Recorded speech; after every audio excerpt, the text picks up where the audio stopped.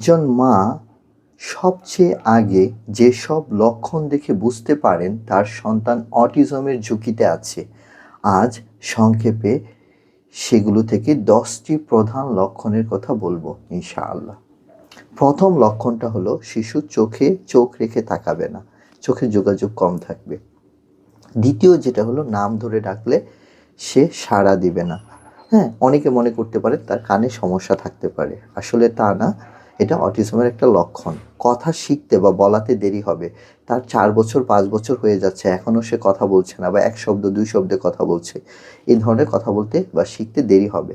4 নম্বর হলো একা একা খেলাধুলা করবে, একা একা থাকতে চাবে, ভাই বোনদের সাথে মিশতে চাবে না, স্কুলে দিলে স্কুলের বন্ধু বান্ধবদের সাথে খেলাধুলা করতে চাবে না, বাসায় যে কোনো একটা কর্নার নিয়ে থাকবে, একা একা থাকবে।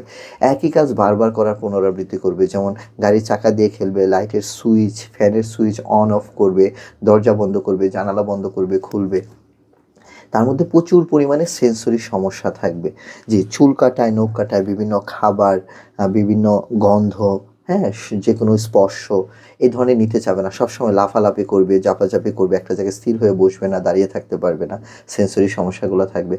কিছু সেলফ স্টিমুলেটরি বিহেভিয়ার বা অস্বাভাবিক কিছু আচরণ তাদের মধ্যে থাকতে পারে, যেমন হ্যান্ড ফ্ল্যাপিং করা, স্টিমিং করা, চোখ কর্নার করে তাকিয়ে থাকা, একটা জায়গায় স্থির হয়ে ঘোরা, এভাবে জাম্প করা, এই ধরনের কাজগুলো, রকিং করা, সামনে পিছনে ঝোঁকা, এই ধরনের কাজগুলো থাকবে।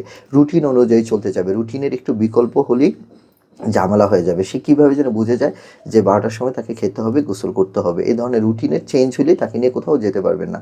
নির্দেশ অনুসরণ করা, নির্দেশ মেনে চলতে পারবে না। তাকে দিয়ে যদি কোনো কিছু বলেন, বাবা এটা দাও, এটা নাও, এদিকে আসো, সেই জিনিসটা বুঝবে না, কমান্ড ফলো করতে পারবে না।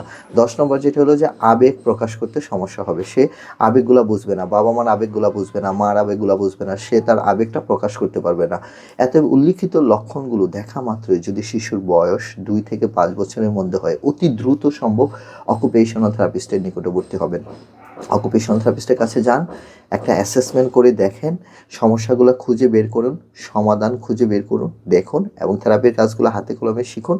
আপনার বাসায় এবং বাড়িতে গিয়ে সেই সঠিক থেরাপিগুলো, চিকিৎসাগুলো প্রয়োগ করুন। ইনশাআল্লাহ আপনার শিশু আস্তে আস্তে ধীরে ধীরে সেটা রিকভারি করে একটা লেভেলে পৌঁছে যাবে। অটিজম কিন্তু নিউরো ডেভেলপমেন্টাল ডিসঅর্ডার, এটা কিন্তু নিরাময়যোগ্য কোনো সমস্যা না। এটা কিন্তু নিয়েই তাকে চলতে হবে, তার লেভেলটা উন্নত হবে ইনশাআল্লাহ। আর থেরাপি একমাত্র চিকিৎসা যার মাধ্যমে অটিজমের অবস্থাটাকে পরিবর্তন করে একটা ভালো লেভেলে নিয়ে যেতে পারবেন। ভালো থাকবেন, সুস্থ থাকবেন। আসসালামু আলাইকুম ওয়া রাহমাতুল্লাহি ওয়া বারাকাতুহু।